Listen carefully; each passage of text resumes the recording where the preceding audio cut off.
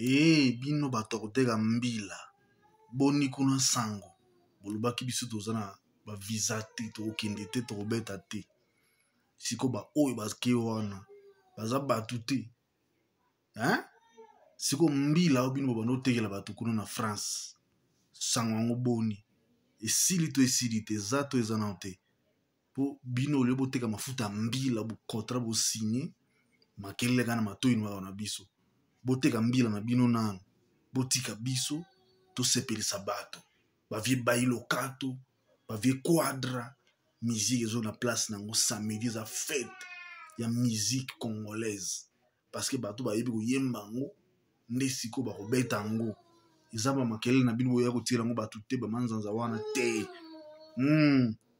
manzanza na bino te awa eza nde makambo ya ndule parce que musique congolaise kotelema liboso ya micro otie tige ozo yemba ozo bina ozo sepelisa bato eza maki ona na bino te boyaki nango oyo boya kokosa nango matoyi ya bato tokoma kosala tige konto po tosukola matoyi toyoka soki musique eza to eza musique te boza kowela me boyebi koyemba te bapesi bino bachance bobeta na basala minene bokoki koyemba te bokoki kobinisa bato te basala monene wana boeleka inaperci ya biso sikoyo bonéglige na presse média ezelo banéglige yango te na monde média eza troisième pouvoir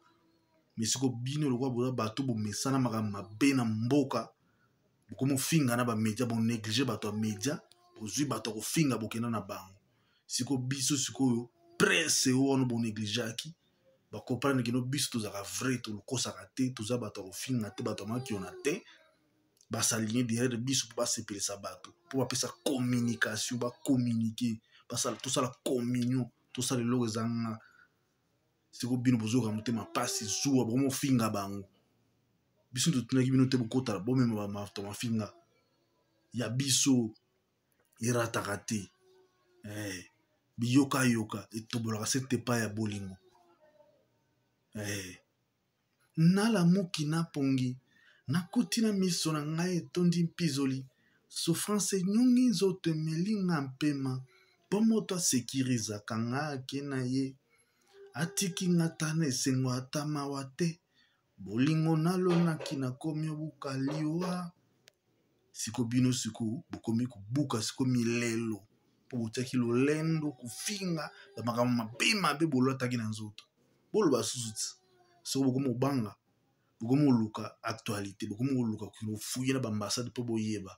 boyebi nano te bokomi nano te bokokoma bosouffrir nano te bokokontinue kosouffrir tokofaire souffrir bino tokosouffrir bino na babiloko ya bien tokopinir bino